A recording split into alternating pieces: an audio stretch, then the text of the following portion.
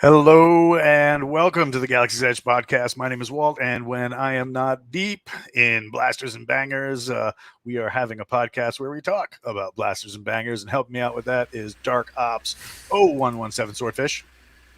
So, when you say deep in blasters and bangers, does that mean like it's just a ball pit full of blasters and bangers, and you're doing like the Scrooge McDuck, swan dive into all of it, and just like playing around, maybe get a banger in your mouth, and play around with the ring.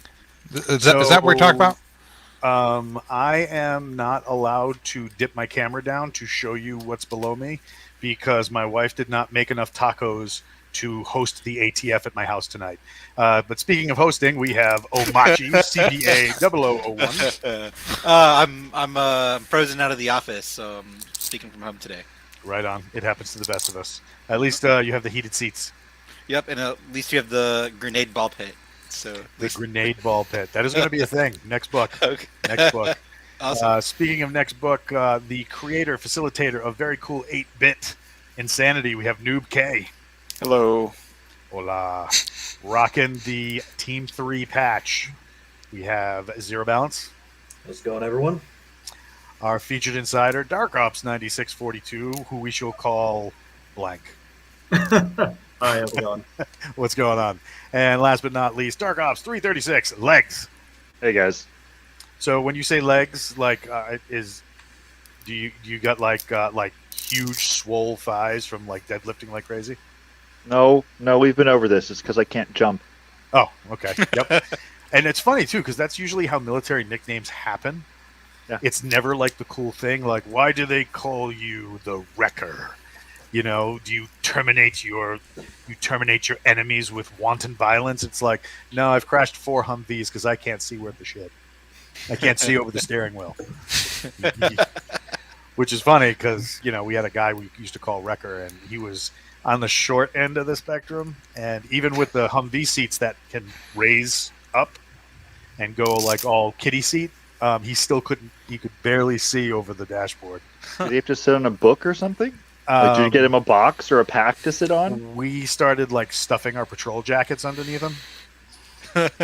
It's great until he farts on them, because it's a long ride. It always happens. It was fine though, because in the middle of Iraq in January, nobody realizes that the temperatures go sub-zero. So if he was farting on our coats and they were warm when we got him out, that's fine. We didn't care. Touche. As weird as that sounds, but there's nothing weirder when you go to a desert, the desert planet, and 2 days in you're making snowmen because it snowed 3 out of the 4 days you were there the first time.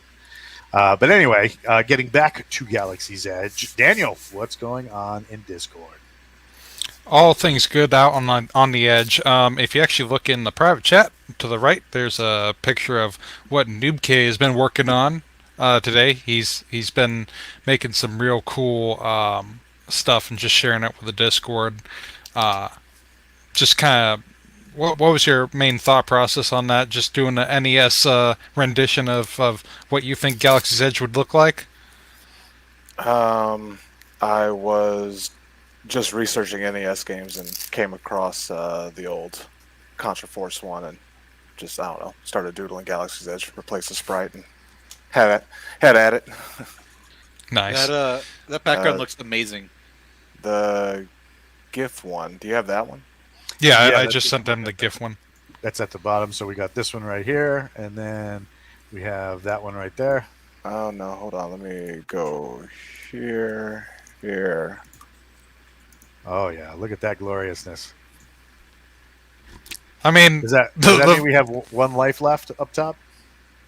Oh no, that was just me putting in some sort of Mega Man style getting extra life thing. This is just It's just an animated scene of what a game might look like in kind of retro Galaxy's Edge form. And this is something that we might be able to play on our cell phones coming shortly in 2022. I was showing the concepts to a buddy of mine who I am helping finish up a project, and he would like to start on something once he's done with that one. But he has to finish up his current game. That is very exciting. But hopefully soon, because he has said, well, anyways, to the publishers that he's going to release it first quarter of the year. So Oh, right on. He All should right, be so, done pretty soon. So this is a possibility then. We might be able to see something like this. Yeah, pretty strong actually. Attempt three of 3, right? Yeah, maybe 4 actually.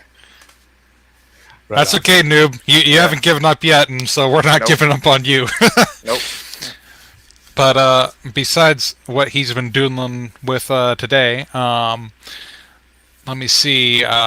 Chris Thompson is doing a sale for those Tyrus Rex statues. I'll drop a link so that you can share that again, obviously.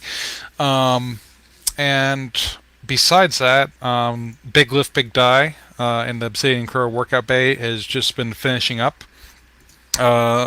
We've got about 1.5 weeks left before night ops begin for many lieges. So that's when the competition ends. So yeah, but yeah. A lot of good discussions have been happening in Discord. People have been talking about points and how a lot of us really like how Nick and Jason and all the other authors in Galaxy's Edge have been able to write such an effective point where they can actually relate to both military and civilian culture in a highly effective way, to where everybody's just like, yeah, no, that manager or that officer, he's an idiot, yeah.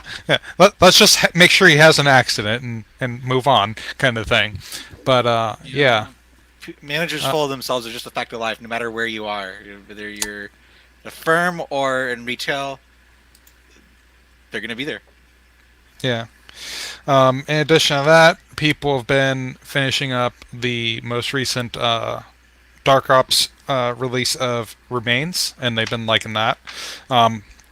I know a lot of people have gotten to listen to Hard Target Episode 1. And I think we got a couple more people joining up on the Insiders for Episode 2 because they're like, wait, we get a new one of these every week? I'm game for that. Yeah, and I just put together 3 last night. The podcast discussion at the end is freaking gold. Absolute gold. I was dying laughing, like listening to it. And I squished your levels for you there, Swordfish, too. So like it's nice. Thank you so much. Nice and even all the way across. There's no microphone pops at like topping out at 6 decibels into your ear I have a holes. follow-up to that. So they're working on Galaxy's Edge Season 2. They're working on Forgotten Ruins. And on top of that, they're doing A weekly serial. Serial. I know I keep asking this, but how do they do it? It's just So amazing. right now what's working is you got Galaxy's Edge, the next book in the series for Season 2. That's working. You have the next Forgotten Ruin book. That's working. You have, on the outside, you have Strange Company number 2. That's working. Nick's doing that. Jason is working with Jeff Chaney on doing Wayward Galaxy number 5. There's the weekly serial that's going on. Plus, you got guys who are in the fringe working some of the other books. So you got Pete doing Ice and Monsters. You have John Spears doing his upcoming Forgotten Ruin romp, which is called Warlord. Wargate, rather. You got oh god, now I'm drawing a blank. Up, there we go. This is how I get fired. That's it. Swordfish podcast. So, in addition to all that, I mean, the main reason why they're able to pop out all this content is simply because Amazon gave them a swift kick in the posterior that said, hey, you know what? The thing that you're planning on doing 6 months from now, it's time to crank it out now. And so that's why, they're like, okay, full-time, we were already doing full-time writing. Now let's do like full-time writing times 2. And you kick on the 80s synth retro wave, and then you got just Jason and Nick just jamming out, cranking out, book after book, doing the serial, and then Nick sitting in his car, speaking into his snowball mic, narrating the Tyrus Rex hard target for us all. I gotta tell you, his rendition of G232, Fancy Pants. It was. I don't know. Ray Porter did a pretty good job on that. Oh my god, it was so good. Master, I mean Rex. I mean Master Rex. it's because Nick's voice has that peculiar like whiskey smoker timbre to it, like when he's talking. And there are times when I can hear like Mark Hamill's rendition of the Joker. Really? He got a lot of that pitch in what he's doing, but when he's doing Fancy Pants, a lot of that is kind of in what he's doing. So yeah, I'm sitting there and I'm just thinking to myself, at some point, Fancy Pants is going to blow a circuit. Your mic's acting up. Sounds like you're underwater. Yeah, I think so. How about now? Yeah. Oh much better. yeah. Much better. So, but yeah, he's there. There are times when like Fancy Pants is talking, and I'm like, this dude's gonna blow a circuit and turn full blown murder board on everybody. One of the key things, though, which is pretty amazing, is that because of all that's gone on, Nick and Jason both have a combined ideology of we're going to work hard for everybody that chooses to support us. So everybody on this panel, you guys are all amazing, and Nick and Jason both love you because they're just like, thank you. You supporting us basically tells us that you believe in us, and we're gonna work so hard that we're gonna try and make you feel bad and make you feel bad for all the stuff that you're getting from us for a paltry $10 a month, I think is what the lowest sub is or something like that. Oh, there's sub tiers now. Yeah, there's $10 a month. I think there's a $5 sub. I'll go. Yeah. I think they got rid of the $5 one unless they brought it back. I know they just redid all the subscription, the insider subs. So what some of you may notice now is that if you're of the older Dark Ops insider subscribers, you actually still have the perk of getting your name in the books. They recently redid them to where the newer $10 ones, they mainly because we got so many people that subscribed. It's like, okay, so how we had Savage Wars, that whole trilogy, and some big wars and just constant people dying left and right. Yeah, we're gonna need another like. We gotta finish Savage Wars Batch 2 to just just clear the roles, get rid of some people, give them their good moment. But yeah. Knowing how they like to kill off characters, it shouldn't be too big of a problem. Hey! At least they're not like George R.R. Martin, so it's okay. I don't know. So, because Walt is sidetracked looking for the information, Omachi. Okay, yeah. I was just thinking that. All right, it's Do 9642 tonight. All right, you are up. So tell us. And the audience, what is on your wanted poster? What is on my wanted poster? A really big price. Yeah. Price for what? What'd you do to earn it? I think that guy smuggling. Oh, okay, that's what the guy last week did as well. Yeah, I'm not very original. I'm a lawyer. Oh, you are? Yeah. What do you what kind of lawyering do you do? Complex commercial litigation. Okay, very nice. So is that like when somebody steals something out of like a Target, you represent them? Yeah. Yeah, maybe maybe a I don't know, Neiman Marcus, maybe not a Target. Gotcha. All right, and so how did you get into GE? My best man introduced me to it. So I grew up reading Star Wars and another science fiction, and he kind of set me onto it about a year ago. Oh, that's awesome. And so, before I follow up with my next question, you said you read a bunch of Star Wars. Did you read all the old the Legend stuff? Oh, you mean the actual canon? Yes. I guess that's a good answer right there, in my opinion. Nice. Damn right. Yeah. Well, that's awesome. So, have you read all of the GE books? I've read, I don't know, probably about 30 of them. I think so. Not quite. I don't think that's all of them. I haven't read the Reservist yet. That's next on the list. I'm finishing Ice and Monsters right now. Oh, it should be top of the list right now. Drop whatever you're doing and start it, my guy. It's good. It's really good. Yeah, I'm looking forward to it. So. Yeah, there's a reason why there's a meme about asking Handley when Reservist 2 is coming out. Yeah. So do you listen to the books or do you actually read them? A mixture of both. So I've got about a 30-minute commute, and my job involves a lot of reading. So I mean, it's on the weekends I might read some. Like I read the Book of Joe because the audio on that is not out yet, and I couldn't wait. So typically, though, I listen to them. How is it when you read them? Do you hear the voices of the narrators, or do you have your own voices for them?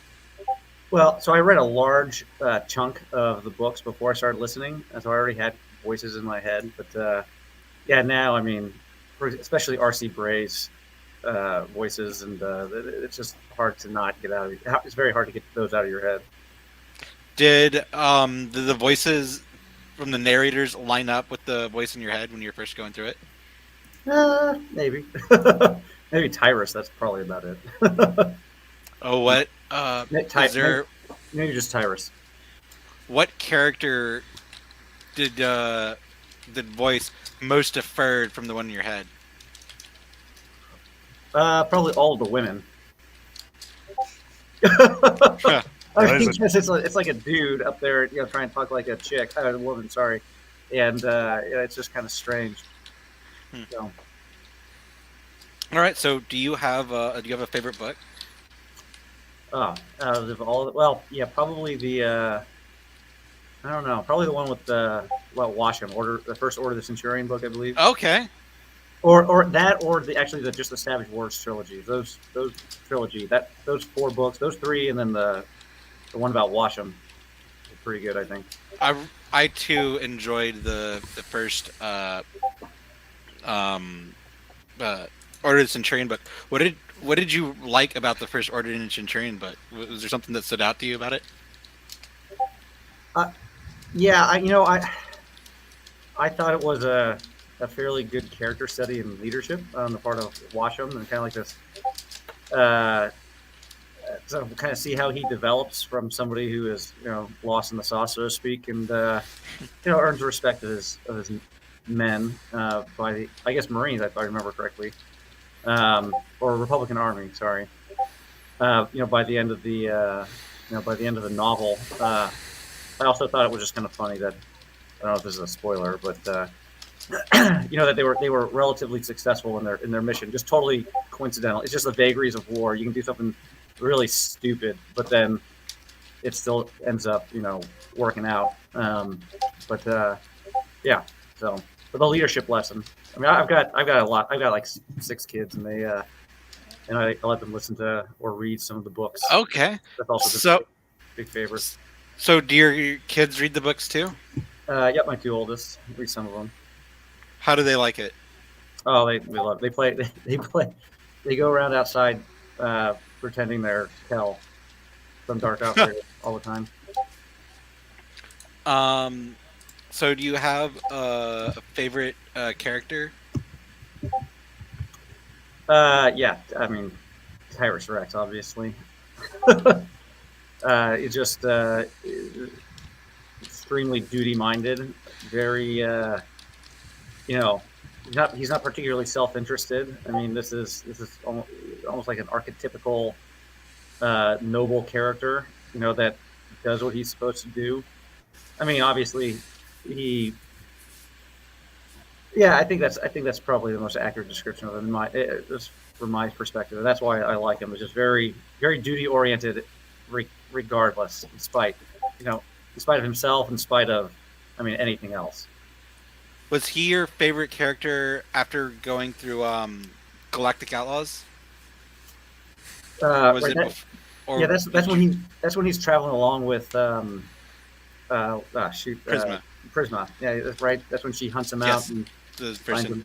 Yep. So Keel was my favorite at that point. But then, Tyrus has just shifted over time.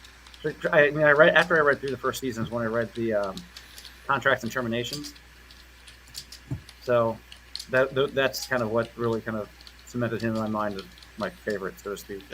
Is there a memorable firefight from Contractor Terminations or the Galactic Outlaws book that Tyrus participated in that you really liked?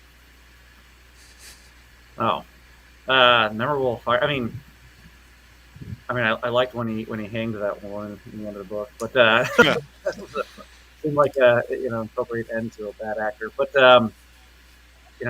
something that doesn't actually happen in real life, unfortunately. But just kidding. So I think the most memorable one is that one. Was it not Requiem for Medusa? What was the second one where he's on the basically like the gambling station? Requiem for Medusa. Is that is Requiem for Medusa? Oh yeah, that's right. So basically, avenging Lyra, and you just had this big, almost comical battle with all these different entities there at the end. And then you have, of course, that just random, not hapless, but somewhat go-lucky detective coming in and assisting. I thought was kind of nice, kind of a nice accent to the battle. Anyway, I just really enjoyed reading through that one. I kind of like how it was like a Las Vegas trip, and I think it's announced, if I'm recalling correctly, that Tyrus Rex is going to come in there and gun the place up, and like the place is just deserted. Mm-hmm. Yeah. I thought that it's like almost like an old style western. Yeah. Yeah. So, do you have a second favorite? Do you have a side character you really like? A side character I really like. I like a lot of the characters. Obviously, Keel and Garrett. Actually, no. I'm sorry. Let me back up. No. My actual real favorite character is Destroyer of Worlds. The bot. Destroyer of Worlds, Death, etc., etc., etc. Oh yeah, that's one of Tyrus Rex's bots, right? Yeah. And then my second favorite is Tyrus Rex. Yeah. That guy just has that bot just has the spirit. It's just your friendly neighborhood death bot. Mm-hmm. Yeah. So when you're not reading GE or the Star Wars True Canon, what are you up to? Oh, you mean like what kind of hobbies do I have? Yeah, work, hobbies, etc. Yeah, so I read. I'm a lawyer, so I read a lot and write a lot. But my kids and I we play BattleTech. We play other board games, and like Above and Below. There's this really great series. I don't know. I'm not trying to plug another company or anything, but these Red Raven games.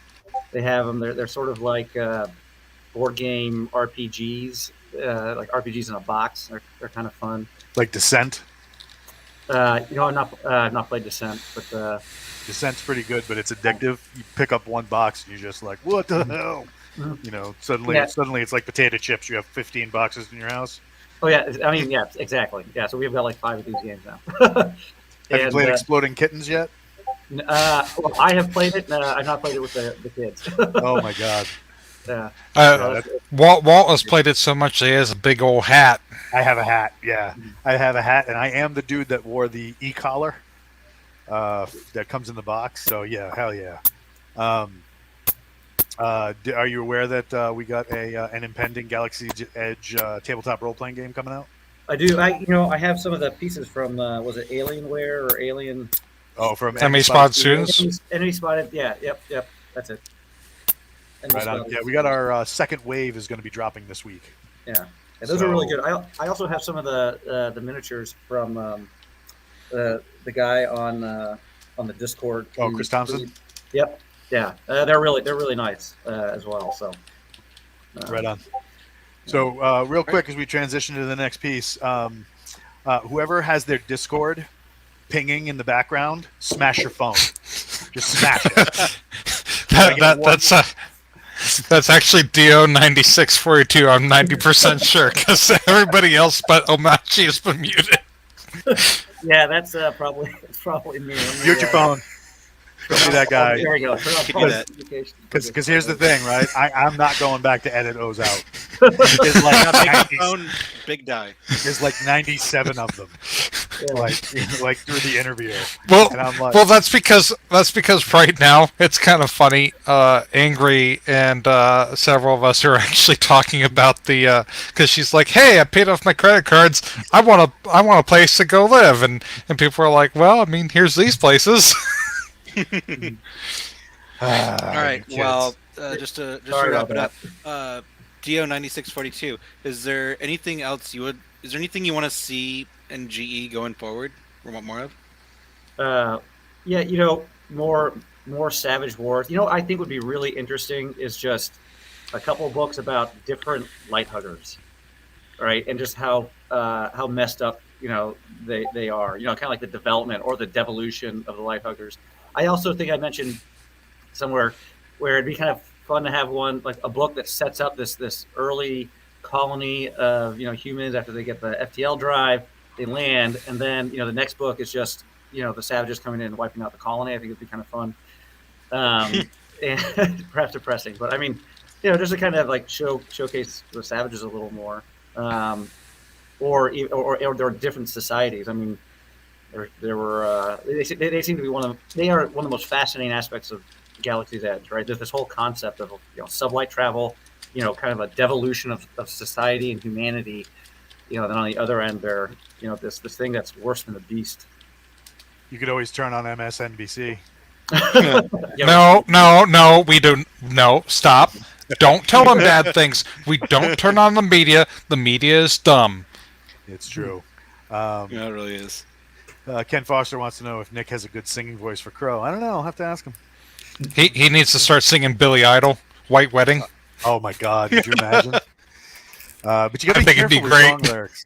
You got to be careful with song lyrics. You can get copyright slapped for songs like "Stupid Easy." So even if you're the one that's singing it, and you're because I know that fair use has some limitations. Yeah. It depends. It depends on the platform. We do have a lawyer amongst us. Maybe he could help us out. That depends on whether or not he's got copyright law going on in his resume. Yeah. Yeah, no, I don't do a lot of IP. Yeah, it's true. It's very niche. Yeah, it's very funny too because on the podcast for the third episode that's going to be dropping on Monday for the Tyrus Rex story, they actually talk about like IP law and stuff like that. So if that's something you're into, get your insider on because it'll be dropping on Monday. But speaking of Nick and Jason, one of the things they talked about in the Insider podcast last week, and it's stuff that they've been mentioning here and there, is they have contracted an artist to create a cutaway mock-up of the Obsidian Crow. Oh. Did they say like which one it was? Is the same one that did the Star Wars cutaways? Because I know there was talk about that. No way. That's Thank happening? goodness. Finally getting a picture. How can I Yes. pre-order this now? Well, hold on. let them get to where they're at a point where they have something to show you. But yeah, during the show last week, we showed some stills of what that guy could do, and it was it's pretty impressive. His technical ability to use AutoCAD and Photoshop to really dust up a really kick-ass piece of art. But that kind of leads me to tonight's subject, which is, what do you guys have as your favorite ship in the series? Do you have a particular favorite? Is there one that stands out more than another? Start with you, Swordfish. Well, I mean, Improbable Horseshoe, all day, every day. Like it just like it's a shame that bad things ended up happening to it a little bit, but hey, it'll buff out. You just gotta scrape the carbon off. Go out there with a toothbrush and Slap a clean the torch of injectors. Bongo on it. She'll be aight. We'll put RGB lights on it. It'll be great, and then more princesses. So, but yeah, no, I'd say the Indelible Six. Obsidian Crow is pretty cool too, but yeah, that's my take. Right on. Amachi, favorite ship? Oh, I got a couple. I would say the giant battleships from Black Fleet and their tri-fighters. We need to. They're still out. I think there's still one out there, isn't there? Could be. No, I'm pretty sure. Pretty sure one survived, right? Yeah, I was actually about to give you crap if you didn't rep Black Fleet, considering Mr. Terror Company over here. Yeah. We need their ace pilot Cat to come back and show how it's done. Yeah, she slithered away from the ship though, didn't she? She saved Vampa from the Donk fleet. Yep. Yeah. And so far they've flown off into the sunset, and hopefully they'll fly back into the series. Hopefully it's a long range fighter. Dark Ops 9642. How about a favorite ship? That Corvette, that Thales. I can't remember anybody else that was on it. I think there was that Bombassa like man broed into submission. Yeah. And then I think they eventually got it back, right? And they escaped. I don't think they were destroyed in that one fleet action. I can't remember which book it was in when they when they trapped the fledgling Republican fleet. I'm pretty sure Thales and that whole crew escaped, and we just never hear from them again. I'm just like, what happened to them? Yeah. I want to know more about that Corvette and those characters. And him taking on. The only thing I thought of when Bombassa gets on that ship, I thought about this so hard I was dying laughing. Like just like a crazy Coast Guard dude, like yanking drug dealers out of a submarine. That was the funniest thing ever. It was like, what did they seized something like 600 pounds of cocaine pulled from that submarine. It was just amazing, and I was just like, I can totally picture Bombassa with that cutting torch. Like, you ain't getting away. Absolutely not. Zero Balance, favorite ship? I'd say my favorite's probably the Obsidian Crow, but I'm kind of intrigued about the drop ship from the new book, the one they're running their operations out of. Oh, the big heavy, the heavy drop ships, the Bulldogs.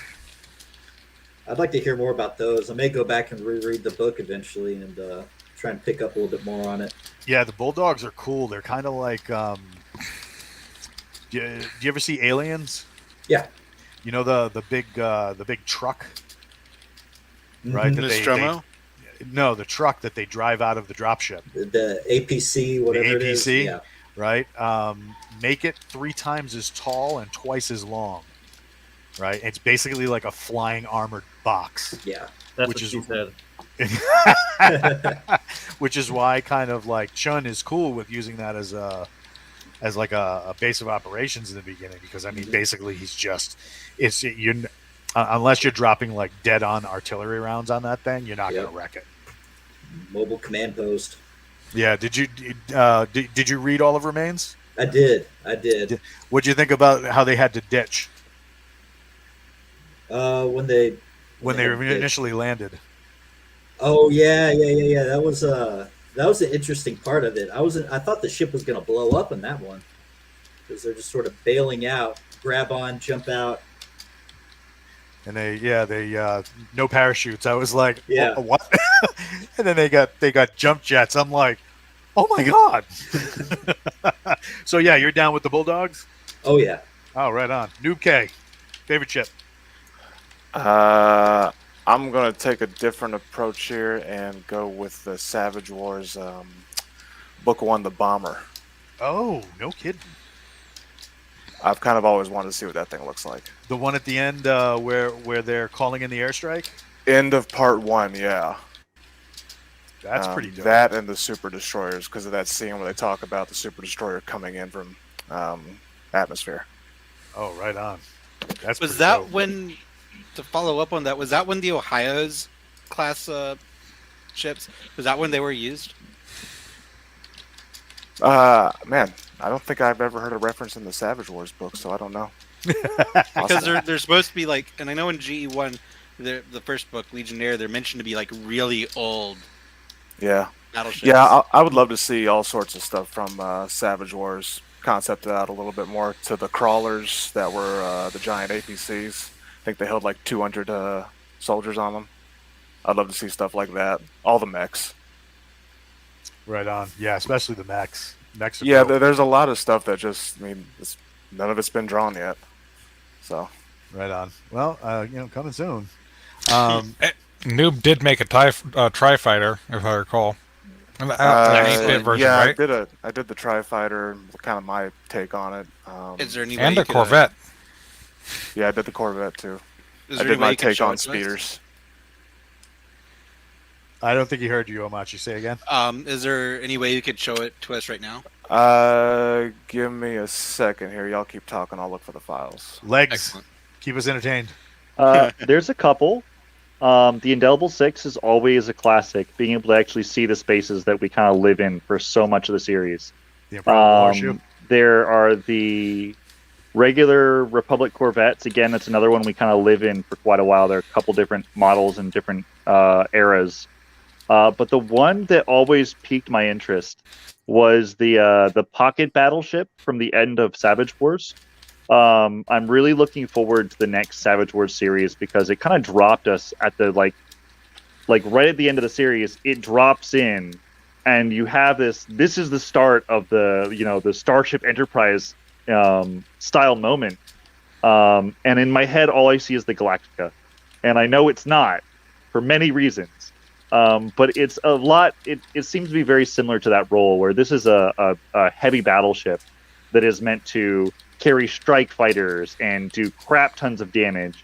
And it's kind of this mobile platform which they kind of center the rest of the war from. And I really want to see what that looks like. It really piques my interest. I think there's a lot there that we could, a lot of nooks and crannies we can really dive into in a cross section of that kind of ship. So here's the next thing that The Corvettes. I forgot about those. so the can you make that a little bigger? Yeah, there we go. The Corvette. Did I mute myself? I was talking about the cars, but yeah, the Corvette is pretty good. That was just people tossing ideas, and I kept making sleds out of them. Civilian sleds. It's all pixelated. Yeah, I do a lot of video game art. It's kind of the one thing I do. I don't do traditional art. I don't even draw on paper. This is just, for me, it was a hobby that's now turned into kind of part-time job income. Right on. So when you guys are reading the books, do you get Star Wars flight, or do you get like Battlestar Galactica, where because there's no gravity, there's also there's no drift to bring a ship into like tight loops. They have to turn in right angles, kind of Battlestar Galactica style, or The Expanse. Which version of that? Because they answer that a little bit in Remains. There's a section in Remains where they're talking about how the fighters turn in space. I was thinking, because I haven't read Remains, because I haven't I'm either. a I'm thinking pleb. like RCS thrusters. Yeah, I was thinking something like Homeworld and how those ships interact. That's a good one. Yep. Or the other one would be come on. Geez. I have brain and it turned off. I don't know. So It's almost until I like you've remember never read the next before. person. With, Omachi. Yeah. Star Wars, 100%. And because I never really think about like gravity or thrust or acceleration when they're fighting their ships. It's always the Star Wars gravity when they're doing it. For the dogfights, of course, it's like I think it's are they based off of World War II dogfights? The Star Wars stuff, yeah. Mhm. Well, I know the Star Wars, but I mean the Galaxy's Edge dogfights. Depends on. It really depends on the era you're talking about. Yeah, it has all the dogfights. It kind of feels Star Warsy. So I Yeah. mean, it Star Wars 1,100%. 9642. Star Wars. I mean, the real canon of Star Wars, not the newer stuff. To be clear again, and then also Wing Commander. I played a lot of Wing Commander back in the day, and I it really brings to my mind that when I'm reading. BattleTech Wing Commander, you're coming back to the show. Go ahead. I don't know about you. But I played the ever living crap out of this game, and the only thing I have to do right now is just get it so it can go. Let's see that again. Wing Commander Prophecy with Mark Hamill. You know, it's just so good. Fantastic. I grew up playing this like repeatedly all throughout elementary school, like to the point where I actually, what was it? I was playing the game and then I was watching the Wing Commander movie, which isn't the best movie, but oh my god, it's still funny as hell. And the Underrated. Kilrathi, Underrated. I don't know about you, Walt, but the Kilrathi were that's some good costuming right there. You hurt my soul. I watched that late at night. I ended up falling asleep to it as a kid, and then I ended up having like the weirdest dream where the Kilrathi were coming into my house, and I ended up getting freaked the hell out. Jumped out of bed, was running around in the living room, oh my god, they're coming! My dad comes like, smacks me upside the head. What the hell's wrong with you? I'm like, the aliens were coming! He's like, go back to bed! But, back to, before he said Wing Commander, the game I was thinking of for space combat was EVE Online, and how, That's you a kind of counting in orbit. space. What? It's counting in space. Well, yeah, but when you're actually doing like fights and stuff, you kind of have to orbit and like keep, you have to take into account like distances and stuff, which is kind of cool. I mean, it's a little bit more technical, but yeah. What I grew up on was the old TIE Fighter game. Oh God. Yep. Yeah, TIE Fighter. With the black screen or like actual graphics? Yeah, I think it's the what's it called? It was the sequel to X-Wing, like X-Wing versus TIE Fighter. Oh yeah, so you had actual graphics. Yeah. I actually I figured out how to download like a conversion mod for Steam so I could play it with like updated graphics. It's great. Oh really? Yeah. I'll if you're interested in it, I'll drop you a link to it later. Please do. Hey, 9642. How about this one? Oh yeah, of course. Freelancer. Yep. No, I remember that. That was another good one. I'll say this though. My favorite in the whole thing though was Wing Commander 1 and Wing Commander 3. So the out of the game series. But yeah, no, I played Freelancer, Prophecy, all that. I love it. Zero Balance favorite. Yeah, I kind of like sort of a cross between like for regular dogfights and stuff. You'd have that Star Wars style where you kind of come up and around, but they can still do those extreme maneuvers like you just see in Expanse. But Nice. I figure that's not going to be used for dogfights and stuff because I imagine there'd be a lot of stress put on the airframe, and you wouldn't want to do that too much because I'm pretty sure it talks about Keel doing some pretty crazy maneuvers in the 6. Hold on. They classified it as fireballs? What? Yeah. I have actually been fortunate enough to play one of those cabinets with like the actual controller, and playing it with the actual controller is a completely different experience. It's a lot harder. Yeah, the voxel, what is it? The vector graphic voxel game version of that is horrifying. Like just bad. It's great, but it's bad. Well, if you have the controller on the actual arcade console With the two little like it's Yeah. almost like and you Yeah. like it's like this and like this. Yeah. Yeah, Uh-huh. it's very difficult. And the lasers coming at you look like giant snowflakes. It's great. Huh? Absolutely fantastic. Yeah. Noob K, what kind of space physics do you have in your head when you think about the dogfights? A mixture of both, because Savage Wars, just recent memories because I was listening to it recently, but a mixture. Again, there's scenes in the books. I imagine that old version of the Republic still using RCS thrusters and kind of having to abide by physics, while the Savages, there's a mention of a plane that was both atmospheric and void capable. So I And kind of everybody imagine was them. freaked. Yeah, and I imagine them having that Star Wars tech, and so that's just kind of the battle they do with each other. But yeah, Right on. Legs. For me, it was always the Star Wars. The way it's written, they just glide in ways that then the way they talk about flying.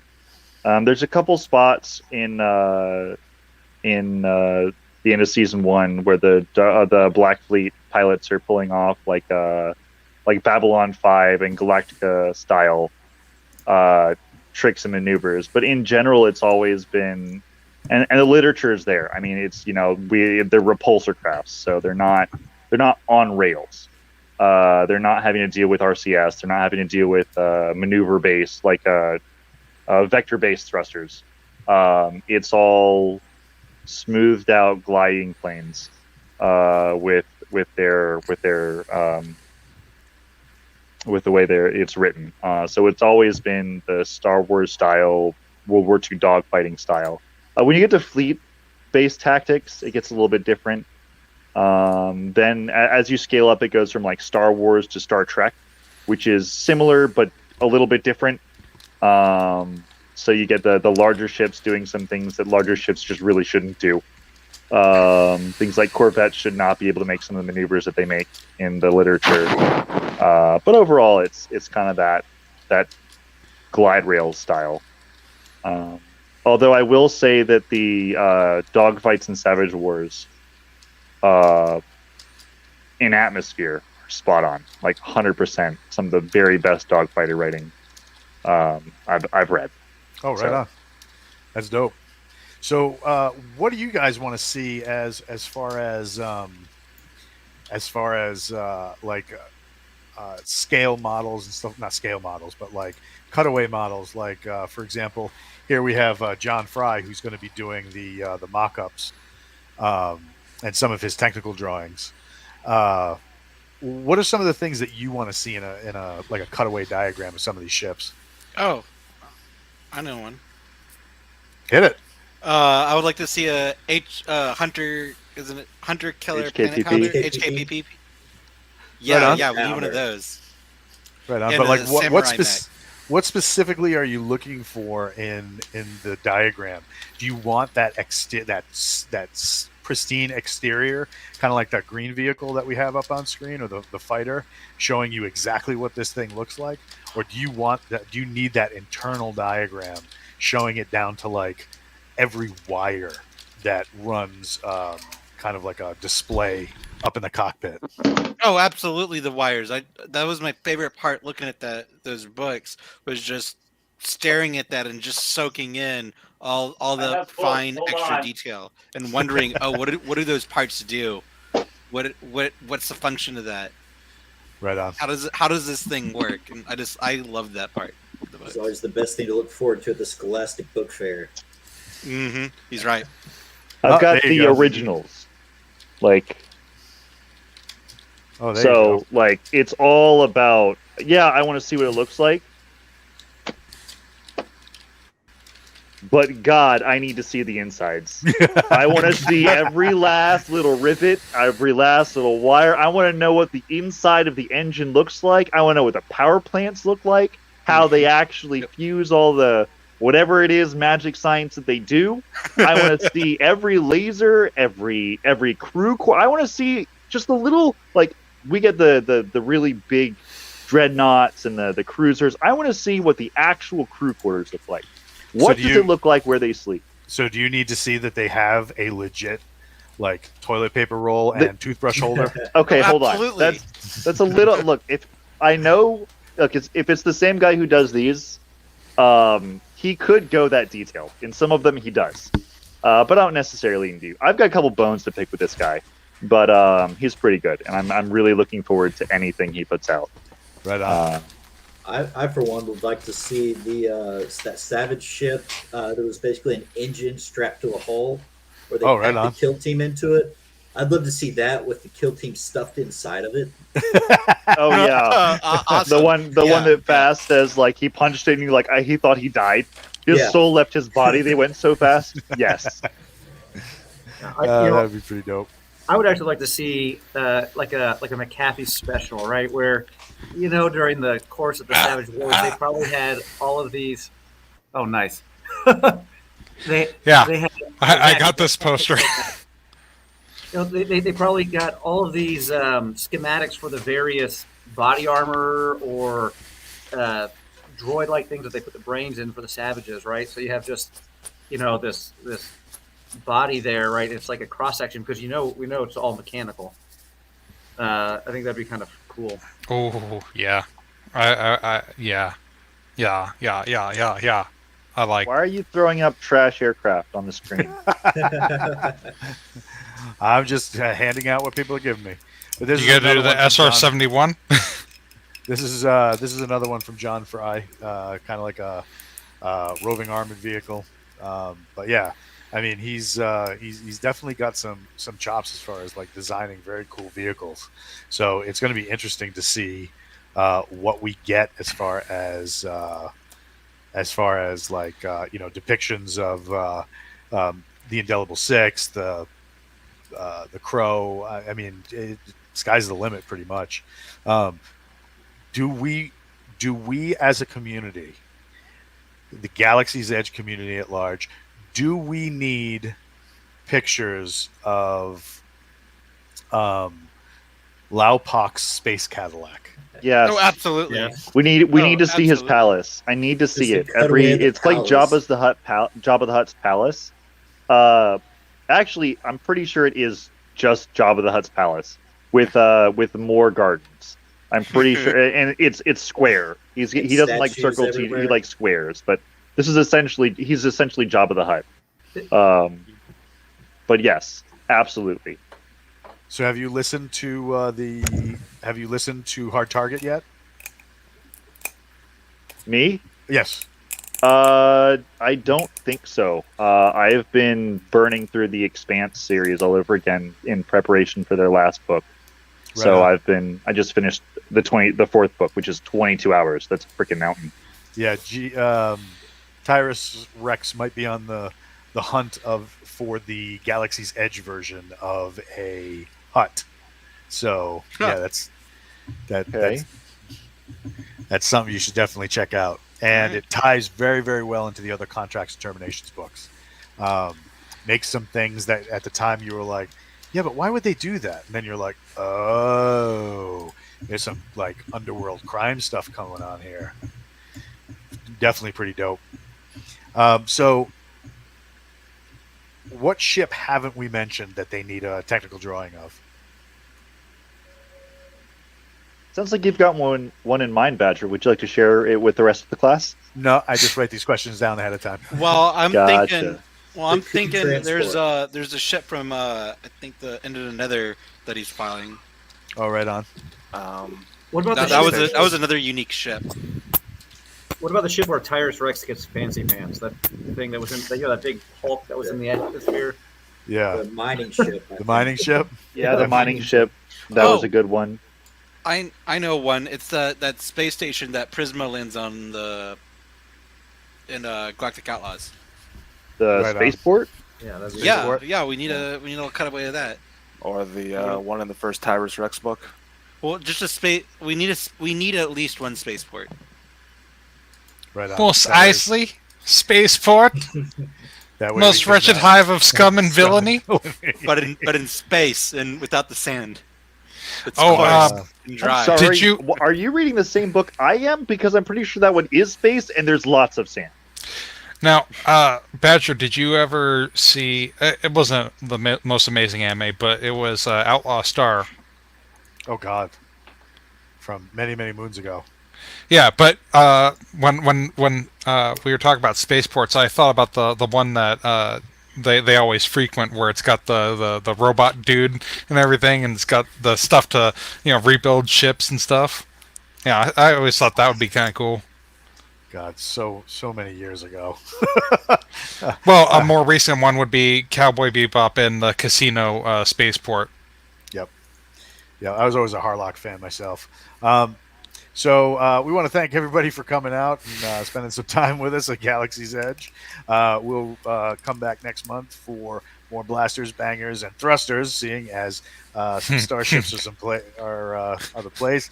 Dark Ops 9642. Thanks for coming out and hanging with us for a little while. Oh, thank you. I appreciate it, gentlemen. Hell yeah, that was awesome. And we'll catch you next time around Galaxy's Edge. Doo-doo-doo.